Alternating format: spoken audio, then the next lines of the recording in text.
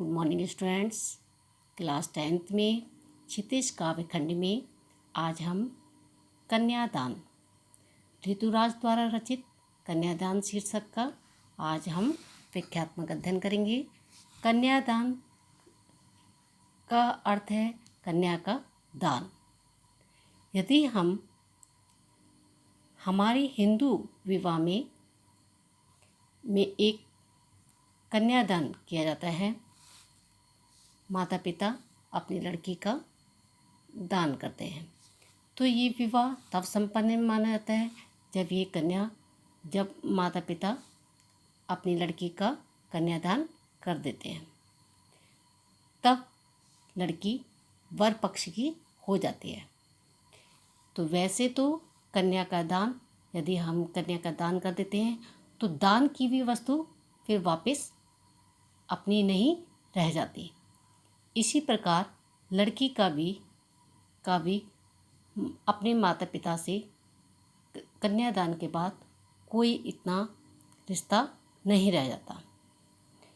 तो आज हम इसी कन्यादान शीर्षक का व्याख्यात्मक अध्ययन करेंगे। इसमें माँ जो है पारंपरिक आदर्शों से हटकर, पारंपरिक सीख से हटकर अपनी बेटी को एक अलग सीख देती है। यानी पहले की माँ अपनी बेटी को सीख देती थी कि ससुराल ही तेरा घर है और जो कोई भी अत्याचार हो, कुछ भी हो, उससे चुपचाप सहते रहना और किसी अपने से बड़ों का मान सम्मान करना और तेरा ससुराल ही तेरा घर है। तो इस प्रकार की अब जो है माँ जो है अब अपनी बेटी को पारंपरिक सीख से हटकर आधुनिक सीख देती है। वो कहती हैं कि कभी भी अपने चेहरे पे मत रीझना, और आग जो होती है रोटियां सेकने के लिए होती हैं, ना कि यानी जो समाज में पुरुष प्रधान समाज में औरतों पे अत्याचार किया जाता है, उन्हें आग में जला दिया जाता है। तो इस प्रकार कभी भी अपने पे अत्याचार मत होने देना। लड़की होना यानी अपने लड़की के जो स्वाभाविक गुण होते हैं उसको बनाए रखना, लेकिन पर लड़की जैसी दिखाई मत देना। यानी अपने आप को कभी भी कमज़ोर, असहाय मत समझना। तो ऋतुराज द्वारा रचित कन्यादान में माँ जो है अपनी बेटी को पारंपरिक की सीख से हटकर आधुनिक सीख दे रही है। तो चलिए आइए हम इस रचना का व्याख्यात्मक अध्ययन करते हैं। कितना प्रामाणिक था उसका दुख लड़की को दान में देते वक्त, जैसे वही उसकी अंतिम पूंजी हो। माँ का प्रामाणिक माने वास्तविक, जिसका कोई प्रमाण ना हो, हम उसकी वास्तविकता हमें देने की ज़रूरत नहीं पड़ती। जिस प्रकार सूर्य जो है पूरब से निकलता है तो हमें उसके प्रामाणिक देने की कोई आवश्यकता नहीं होती। इसी प्रकार माँ का कितना प्रामाणिक था उसका दुख लड़की को दान में देते वक्त।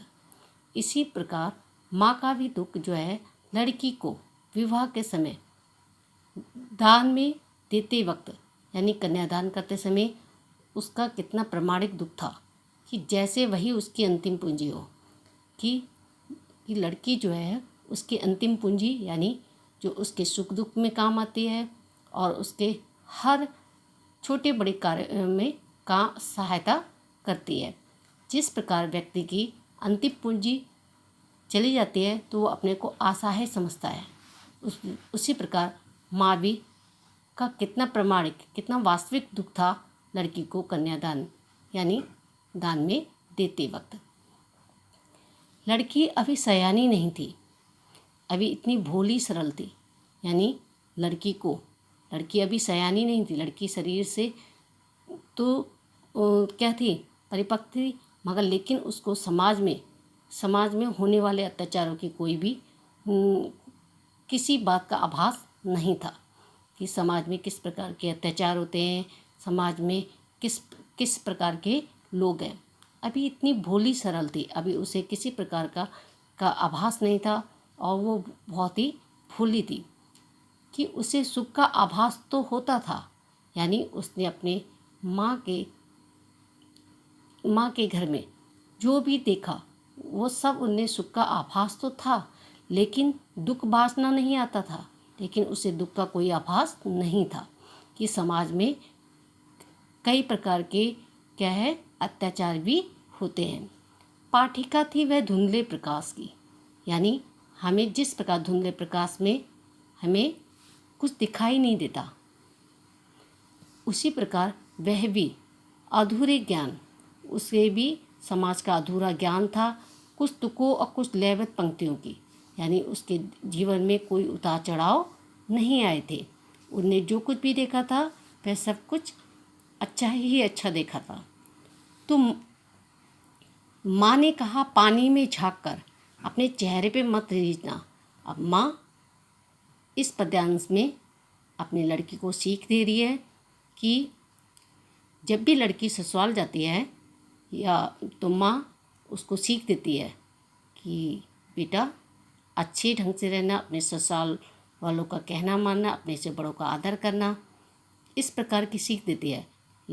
इस पद्यांश में भी माँ अपनी बेटी को कह रही है, पानी में झाँक कर अपने चेहरे पे मत रीझना, कभी भी अपनी सुंदरता पे घमंड मत करना, क्योंकि ये सुंदरता तो थोड़े ही दिन की होती है।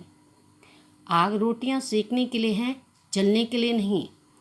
आग जो है रोटियां सेकने के लिए होती हैं। और जो समाज में, पुरुष प्रधान समाज में जो स्त्रियों पे अत्याचार किए जाते हैं, तो रोटियां आग सेकने के लिए हैं, जलने के लिए नहीं। यानी समाज में जो कुछ भी अत्याचार हो तो उसका डट कर सामना करना, यानी अपने पे अत्याचार नहीं होने देना। वस्त्र और आभूषण शाब्दिक भ्रमों की तरह बंधन है स्त्री जीवन के, और वस्त्र और आभूषण तो शब्दों की तरह क्या है, एक स्त्री के लिए बंधन है, थोड़े दिन का ये लगाव है। तो ये वस्त्र और आभूषण शब्दों की तरह एक भ्रम है और बंधन है ये स्त्री जीवन के, इनसे लगाव मत रखना। माँ ने कहा, लड़की होना पर लड़की जैसी दिखाई मत देना। माँ ने कहा लड़की तो होना, लड़की के यानी जो स्वाभाविक गुण होते हैं, लज्जा शर्म वो सब रखना, पर लड़की जैसी दिखाई मत देना। यानी जो लड़कियों पर जो अत्याचार किए जाते हैं उसको मत होने देना, और अपने आप को कभी भी कमज़ोर और असहाय मत समझना। तो कन्यादान में पारंपरिक माँ का आधुनिक माँ की जो परंपरा के अनुसार जो सीख दी जाती है, उससे थोड़ी हटकर माँ ने अपनी बेटी को सीख दी।